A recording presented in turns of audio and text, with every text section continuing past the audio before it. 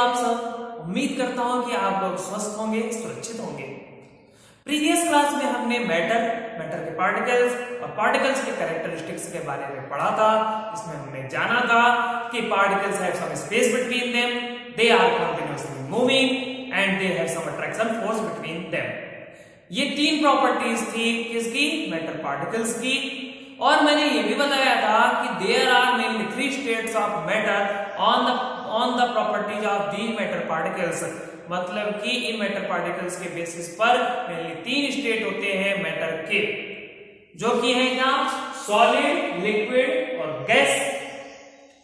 आज के समय में तो नए स्टेट्स भी डिस्कवर हुए हैं जिनका नाम है plasma and BEC.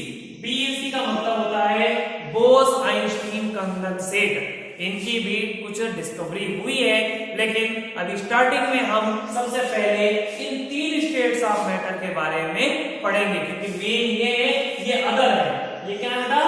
Other states है। अदर स्टेट्स होने की वजह से इनको बाद में पढ़ेंगे। सबसे पहले हम इसको पढ़ते हैं, तो इनके कुछ एग्जांपल्स देख लेते हैं। पहले सॉलिड का एग्जांपल मैं ले लेता हूं, table, chair, coal, brick,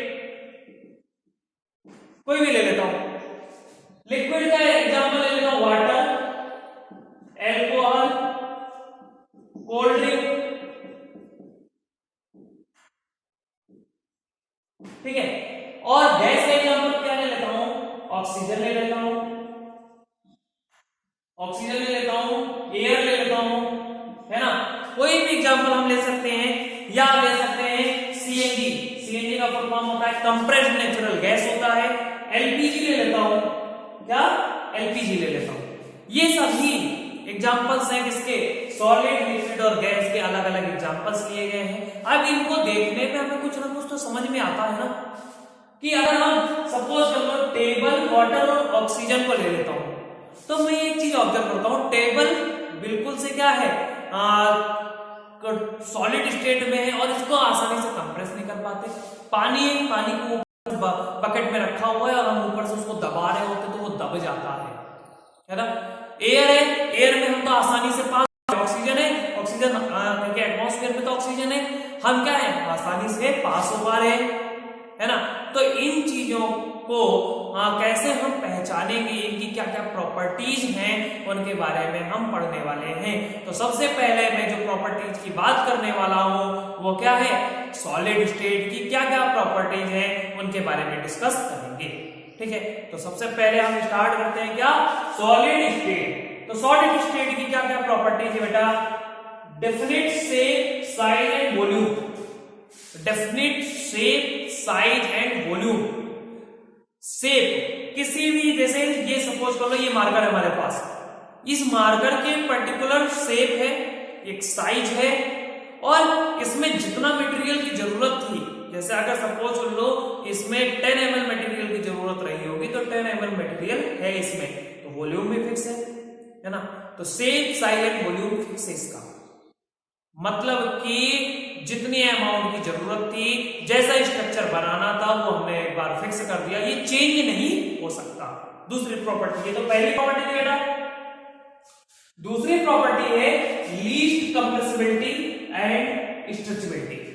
least compressibility and stretchability, इसको पढ़ने से पहले एक तीसरा पॉइंट हम पढ़ लेते हैं, वो है high attraction force between the particles. हमने पहले भी पढ़ा था कि पार्टिकल्स के बीच में कुछ ना कुछ अट्रैक्शन फोर्स होता है, और साथ में एक चीज और बताया था कि पार्टिकल्स में जो अट्रैक्शन फोर्स में कुछ ना कुछ वेरिएशंस होते हैं। अब उन वेरिएशंस के बेसिस पे सॉलिड स्टेट में कह रहा है high attraction force between the particles. Attraction force high है, और मैंने ये बताया था कि more the attraction force more the strength. जितना ज्यादा अट्रैक्शन फोर्स होगा पार्टिकल्स के बीच में, उतना ही स्ट्रेंथ होगा उस मैटर का।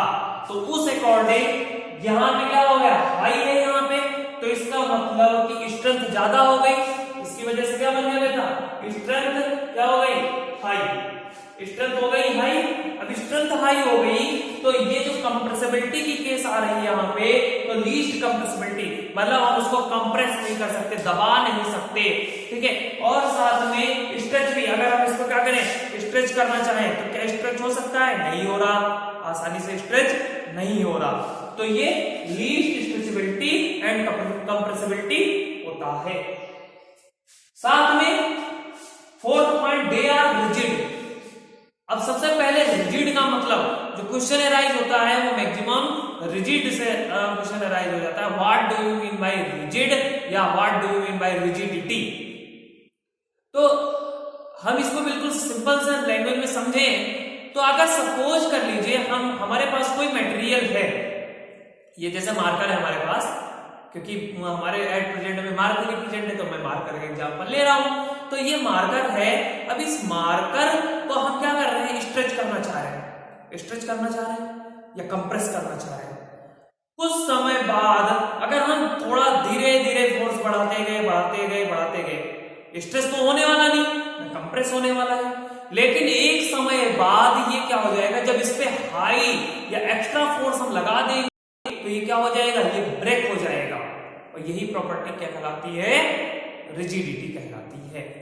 When we want to stretch or compress any object with extra force, then if that object will break, this property is known as rigidity।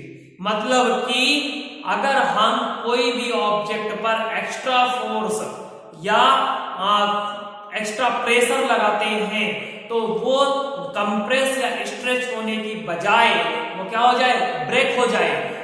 तो ये प्रॉपर्टी क्या कहलाती है, रिजिडिटी कहलाती है। और ऐसे ऑब्जेक्ट को क्या कहते हैं, रिजिड कहते हैं। तो सॉलिड कैसे होते हैं बेटा, रिजिड होते हैं। कंडीशन समझ में आ गई होगी रिजिडिटी की। अब अगली बात है, they don't show diffusion. Diffusion का मतलब याद है, they don't show diffusion. Diffusion, एक बात आप याद रखना कि डिफ्यूजन का मतलब ये होता है कि इंटरमिक्सिंग ऑफ सब्सटेंस, इंटरमिक्सिंग। अब सॉलिड और सॉलिड एक दूसरे में क्या पूरी तरह से मिक्स हो जाते हैं, नहीं होते। मतलब एक डिफ्यूजन की एक और कंडीशन है कि डिजॉल्व होना, एक दूसरे में क्या होना, पूरी तरह से डिजॉल्व होना। सैंड और अभी जैसे सपोज कर लो आपके दिमाग में आ रहा होगा कि हम सैंड और शुगर को या सैंड और सॉल्ट को या शुगर एंड सॉल्ट को आपस में मिक्स करते हैं तो वो तो मिक्स हो जाते हैं, नहीं। क्योंकि एक्चुअल कंडीशन ये है कि सैंड का हर एक पार्टिकल्स का अपना shape, size and volume fix है। शुगर के पार्टिकल्स का shape, size and volume fix है, ठीक है। सॉल्ट के हर एक पार्टिकल के shape, size and volume fix, ठीक है। तो ये एक क्रिस्टल्स है, ये क्या है, एक क्रिस्टल है, ये पर्टिकुलर एक मैटर खुद है, ये खुद एक मैटर है। तो इनकी तो मतलब कि ये एक दूसरे में मिक्स कहां हो रहे हैं, तो हर एक क्रिस्टल अपना अपना पोजीशन लिए बैठा है, तो मिक्स तो हो नहीं है। मिक्सिंग का मतलब होता है कि डिफ्यूजन का पूरा मतलब ये होता है कि एक दूसरे में पूरी तरह से घुल जाना, लेकिन ये घुलते नहीं। तो इसलिए हम कहते हैं कि दे डोंट शो डिफ्यूजन। दिमाग में ये मत रखना कि शुगर और सॉल्ट को मिक्स करते हैं तो वो तो पूरी तरह से मिक्स हो जाते हैं, वो मिक्स नहीं होते। मिक्स होने का मतलब है पता ही नहीं चलना कि क्या हमने मिलाया था। इस तरह की कंडीशन आनी चाहिए डिफ्यूजन में, ठीक है। तो मेनली कितने प्रॉपर्टीज की हमने बात कर ली, definite shape, size and volume, least compressibility and stretchability solid state की, high attraction force between the particles, they are rigid, they don't show diffusion। इतनी चीजें हैं। अब कुछ क्वेश्चंस हैं इन सॉलिड स्टेट में, कुछ क्वेश्चंस हैं जो अराइज होते हैं, उन क्वेश्चंस की हम बात कर लेते हैं। तो सबसे पहला जो क्वेश्चन है कि क्या सॉलिड जो है, जो शुगर है, क्या शुगर जो है सॉलिड है? जबकि हमने बात की कि उसकी क्या होती है, शेप, साइज और वॉल्यूम क्या होती है बेटा, फिक्स होती है। क्या होती है, फिक्स होती है। शेप, साइज एंड वॉल्यूम क्या होती है, फिक्स होती है। तो क्या शुगर सॉलिड है? क्वेश्चन ये है, is sugar solid? yet it takes the shape of the container in which it is kept। मतलब कि सॉलिड क्या शुगर एक सॉलिड है, जबकि सॉलिड अगर सॉलिड है तो उसकी प्रॉपर्टी होनी चाहिए कि वो किसी का शेप ना ले पाए, यही होता है ना। तो इसका आंसर है कि sugar is a solid, sugar is a solid is a and it takes the shape of that container in which it is kept, but there is a main property of a solid, sugar solid, means every sugar crystal have its shape, size and volume fixed। मतलब कि sugar के हर एक crystal की shape, size और volume क्या होती है बेटा, वो होती है फिक्स होती है। तो कहने का मतलब yes it is solid, it is solid, but every sugar crystal, यहां पे बट की जगह लगाएंगे बिकॉज बेटा, because every sugar crystal have its fixed shape, size and volume। every sugar crystal की शेप, साइज और वॉल्यूम क्या होती है, फिक्स होती है। ये इसीलिए हम इसको क्या कह सकते हैं, सॉलिड कह सकते हैं। ठीक है, अब एक और कंडीशन, दूसरा जनरलाइज होता है आपका रबर बैंड। रबर बैंड को कहा जाता है सॉलिड कहा जाता है, रबर बैंड को क्या कहा जाता है बेटा, सॉलिड कहा जाता है। तो क्या ये और जबकि ये क्या होता है, स्ट्रेचेबल। रबर बैंड क्या है, स्ट्रेचेबल है। क्वेश्चन ये राइट होता है, is rubber band A solid yet it is stretchable। Stretchable, क्या रबर बैंड सॉलिड है जबकि ये स्ट्रेचेबल है या कंप्रेसिबल है? तो आंसर जो होगा इसका आंसर ये है कि रबर बैंड सॉलिड है। और एक्चुअली जो होता है सॉलिड दो टाइप के होते हैं, एक होता है क्रिस्टलाइन सॉलिड और दूसरा होता है एमॉर्फस सॉलिड। एक होता है क्रिस्टलाइन और दूसरा होता है एमॉर्फस। क्रिस्टलाइन के केस में क्या होता है, पार्टिकल्स जो होते हैं वो पूरी तरह से एक दूसरे में बाउंडेड होते हैं। मतलब कि सपोज कर लो ये जैसे दो पार्टिकल थे पूरी तरह से पैकिंग में है, ठीक है। ये है क्या, क्रिस्टलाइन सॉलिड। एक क्रिस्टल एक दूसरे, हर एक का क्रिस्टल का फिक्स स्ट्रक्चर होता है, वो पूरे एक दूसरे से इस तरह से बाउंड होते हैं, कोई स्पेस प्रेजेंट नहीं होता। एमॉर्फस में होता तो है लिक्विड से ज्यादा। अगर लिक्विड के पार्टिकल से बात करें तो लिक्विड के पार्टिकल से, जैसे लिक्विड के पार्टिकल सपोज कर लो इतनी दूरी पे हैं, तो एमॉर्फस सॉलिड के पार्टिकल्स इतनी दूरी पे होंगे, लेकिन कुछ ना कुछ स्पेस प्रेजेंट होगा इनके बीच में। जैसे अगर सपोज कर लीजिए कि ये दोनों का अगर हमने रख दिया एक दूसरे के पास में रखा, तो यहाँ पे कुछ स्पेस आ रहा है ना, ये कुछ स्पेस आ रहा है, तो ये स्पेस क्या होता है, इस स्पेस की वजह से कुछ ना कुछ स्ट्रेचेबिलिटी होती है। क्योंकि अगर थोड़ा सा भी स्पेस है तो अट्रैक्शन फोर्स कम हो जाएगा, और अट्रैक्शन फोर्स बेटा कम होगा तो क्या होगा, कंप्रेसिबिलिटी भी हो जाएगी, स्ट्रेचेबिलिटी भी हो जाएगी। तो एमॉर्फस सॉलिड को कहा भी जाता है, तो ये रबर बैंड कैसा बेटा, एमॉर्फस सॉलिड है। रबर बैंड क्या है, एमॉर्फस सॉलिड है, या इसको कह सकते हैं, इसको एक और नाम से जाना जाता है बेटा, super cooled liquid. Super cooled liquid के नाम से भी जाना जाता है।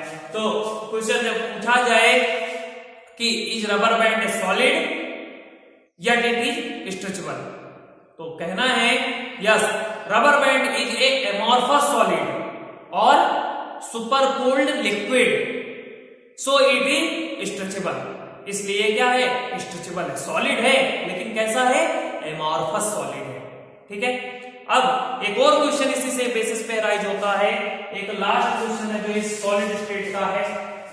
वो है क्वेश्चन कि स्पॉन्ज ए सॉलिड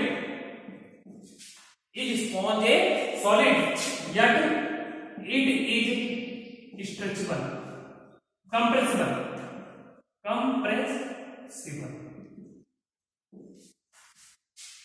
क्या स्पॉन्ज एक सॉलिड है जबकि ये क्या है, कंप्रेस क्या है। स्पॉन्ज जैसे ये हमारे पास स्पॉन्ज है, अब बेटा इसको मैं क्या कर रहा हूं, प्रेस कर पा रहा हूं, दबा पा रहा हूं ना, लेकिन ये सॉलिड ही है। तो क्या इसको हम सॉलिड कह सकते हैं? हाँ, इसको सॉलिड कह सकते हैं। क्यों सॉलिड कह सकते हैं? क्योंकि एक्चुअली होता क्या है, स्पॉन्ज के अंदर कई सारे एयर पार्टिकल्स प्रेजेंट होते हैं। क्या होते हैं? कुछ स्पेस होता है, हल्का स्पेस होता है, उसको भी एमॉर्फस ही कहते हैं, एमॉर्फस सॉलिड वो भी है। और उसमें कुछ क्या होते हैं, एयर पार्टिकल्स प्रेजेंट होते हैं, और जब हम उसको प्रेस करते हैं तो एयर पार्टिकल्स क्या हो जाते हैं, बाहर निकल जाते हैं। और जब हम उसको छोड़ देते हैं तो एयर पार्टिकल्स क्या होते हैं बेटा, वो हो जाते हैं, फिर से वापस आ जाते हैं। तो इस तरह से हम कह सकते हैं कि वो sponge is a solid which can be easily compressed because sponge particles have some air bubbles। क्या कह सकते हैं? Yes, it is solid because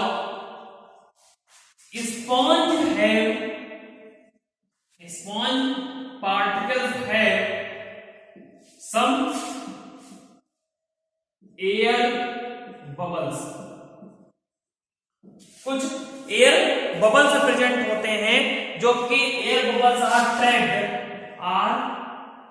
इसको कह सकते हैं एयर बबल्स, बस इतना कहो। तो ये है कंडीशन कि इस तरह से हम कह सकते हैं कि स्पॉन्ज भी सॉलिड है, शुगर भी सॉलिड है, और सॉल्ट भी सॉलिड है। सॉल्ट के भी क्रिस्टल, एक पर्टिकुलर क्रिस्टल को अगर हम रख लेते हैं तो वो क्या है, सॉलिड है। और अगला तो रबर बैंड कैसा, एमॉर्फस सॉलिड है या सुपर कूल्ड लिक्विड उसको बोल सकते हैं। तो इस अकॉर्डिंग आज की क्लास में हमने सॉलिड स्टेट के प्रॉपर्टीज और कुछ इंपॉर्टेंट क्वेश्चंस के बारे में पढ़ा। 9th क्लास में जो क्वेश्चन मेन पूछे जाते हैं सॉलिड स्टेट के टॉपिक से, वो सबसे ज्यादा जो पूछा जाता है वो है रिजिडिटी का क्वेश्चन आता है, और ये 3 क्वेश्चन जो हैं ये बहुत ज्यादा पूछे जाते हैं। ठीक है, तो अभी की क्लास में हमने इनके बारे में पढ़ा है। जब हमारे चैप्टर्स कंप्लीट हो जाएंगे तो हम कुछ एक्सरसाइज के कुछ नए क्वेश्चंस ला करके रखेंगे और उनको भी पढ़ाएंगे। ठीक है, तो आज की क्लास में बस इतना ही। Thank you.